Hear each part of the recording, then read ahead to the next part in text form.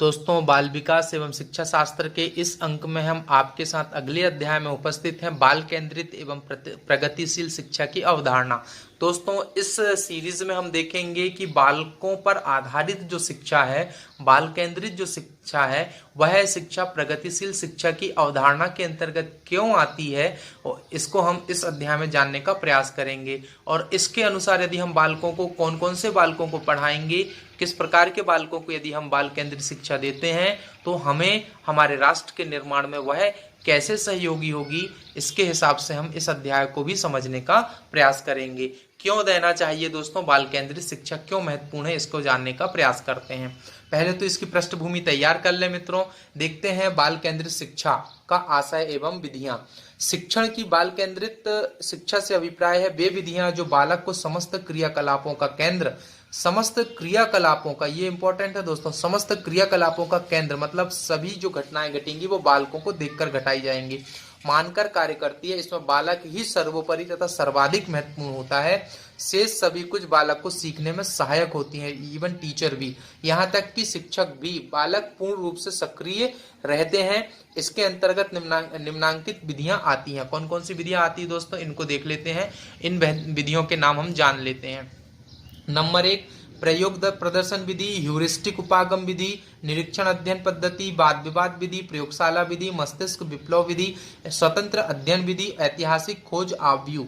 तो हम सबसे पहले प्रयोग प्रदर्शन विधि के बारे में पढ़ना चालू करते हैं दोस्तों कि क्या होती है यह प्रयोग प्रदर्शन विधि, जो बालकों को बाल केंद्रित शिक्षा में सबसे अच्छी शिक्षा देने के लिए जानी जाती है। चालू करते हैं दोस्तों। प्रयोग प्रदर्शन विधि विज्ञान प्रयोग पर आधारित।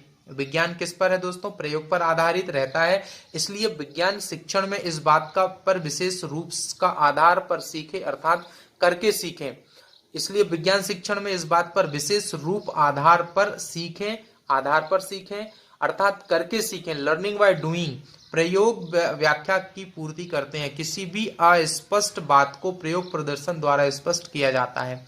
किस पर दोस्तों, किसी अस्पष्ट बात को प्रयोग प्रदर्शन के द्वारा स्पष्ट करते हैं। यदि छात्र को यह दिखाना है कि ताप से धातु का प्रसार होता है तो इसके छल्ले गेंद वाले यंत्र के प्रयोग द्वारा भली प्रकार दिखाकर समझाया जा सकता है। क्या करके दोस्तों समझा सकते हैं उनको कि ताप से धातु का प्रसार होता है तो इसके छल्ले गेंद वाले यंत्र के प्रयोग द्वारा भली प्रकार सिखाकर समझाया जा सकता है। इस विधि में छात्र कानों से प्रयोग के विषय में सुनते हैं। किससे सुनते हैं दोस्तों, कानों से प्रयोग के बारे में सुनेंगे, फिर आंखों से देखे जाते हैं और समय समय पर स्वयं हाथों से करके भी सीखते हैं।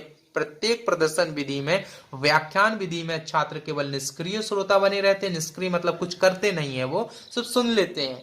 जबकि प्रयोग प्रदर्शन विधि में उत्साहित एवं सक्रिय होकर भाग लेते हैं और माध्यमिक स्तर तक की विभिन्न कक्षाओं में या विज्ञान की कक्षाओं में हेतु यह विधि एक प्रभावशाली विधि मानी जाती है। कौन सी दोस्तों, प्रयोग प्रदर्शन विधि। आगे देखें दोस्तों, ह्यूरिस्टिक विधि।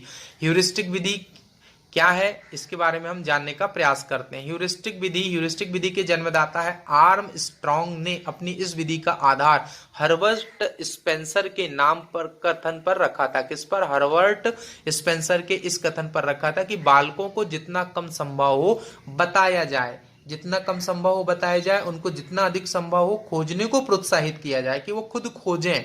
यह विधि विज्ञान शिक्षण के लिए विशेष रूप से उपयोगी सिद्ध होती है। अंग्रेजी के शब्द ह्यूरिस्टिक का निर्माण ग्रीक शब्द ह्यूरिस्को से हुआ। ह्यूरिस्को का अर्थ है मैं खोजता हूँ। ह्यूरिस्को का अर्थ क्या है दोस्तों, मैं खोजता हूँ। इस विधि का प्रयोग उद्देश्य बालकों में खोज की प्रवृत्ति का उदय करना है। बालकों के सामने ऐसी परिस्थितियां उत्पन्न कर दी जाती हैं कि, कैसी परिस्थितियां उत्पन्न की जाती हैं दोस्तों, ऐसी परिस्थितियां उत्पन्न कर दी जाती हैं कि वे स्वयं अन्वेषण मतलब खोज के लिए, डिस्कवरिंग के लिए उत्सुक हो जाते हैं। इस विधि में बालक पर ज्ञान ऊपर से लादा नहीं जाता, उन्हें स्वयं सत्य की खोज के लिए प्रेरित किया जाता है। आर्मस्ट्रॉन्ग का विश्वास था कि यदि छात्र को स्वयं सत्य की खोज के लिए प्रेरित किया जाए तो वह इसमें विशेष आनंद का अनुभव करता है, और इस कारण शिक्षक का कर्तव्य है कि छात्र को अपनी ओर से कम बताए तथा उसे स्वयं अधिक से अधिक सत्य प्राप्त करने का अवसर दें। बालक को ऐसी परिस्थिति में रखा जाए कि वह प्रत्येक तथ्य या सिद्धांत को चिंतन तथा परीक्षण के माध्यम से समझ सके और अध्यापक बालक को स्वयं खोजने एवं चिंतन का अवसर देने हेतु उसके कार्य में कम से कम हस्तक्षेप करता है। यह ह्यूरिस्टिक मेथड है दोस्तों। आगे की निरीक्षण अध्ययन पद्धति के बारे में पढ़ें मित्रों, तो निरीक्षण पद्धति क्या कहती है उसके बारे में जानते हैं। इस पद्धति का प्रयोग प्रायः शिक्षा के सभी स्तरों पर किया जा सकता है, परंतु यह पद्धति जूनियर स्तर के लिए अत्यंत उपयोगी होती है। इसके द्वारा बालक स्वयं निरीक्षण करा के स्थायी ज्ञान की प्राप्ति करता है। बालक क्या करता है? स्वयं निरीक्षण कराता है। इस प्रकार से प्राप्त किया हुआ ज्ञान उनके संपूर्ण ज्ञान का स्थायी रूप के अंग बन जाते हैं। इसमें शिक्षक स्वयं ना बताकर बालकों को निरीक्षण द्वारा ज्ञान प्राप्त करने के लिए प्रोत्साहित करता है और इस तरह इसमें बालक स्वयं क्रिया करके ज्ञान अर्जित करता है। इस पद्धति में निम्नांकित गुण पाए जाते हैं। क्या पाए जाते हैं देखते हैं दोस्तों। इसमें बालकों की मानसिक शक्तियों, चिंतन, अवलोकन, निर्णय, तर्क आदि का पूर्ण विकास संभव है। इसके द्वारा घर, समाज एवं विद्यालय में निकट संपर्क किया जा सकता है। इसके द्वारा बालक विषय का प्रत्यक्ष ज्ञान प्राप्त करने में समर्थ होते हैं। इसके द्वारा बालक सामाजिक संस्थाओं तथा समुदायों की समानताओं, असमानताओं तथा विलक्षणताओं का सरलता से ज्ञान प्राप्त करने में समर्थ होते हैं। आगे देखें दोस्तों, चौथी जो मेथड है वह है वाद विवाद विधि है। वाद विवाद पद्धति को देखें तो वाद विवाद पद्धति क्या होती है?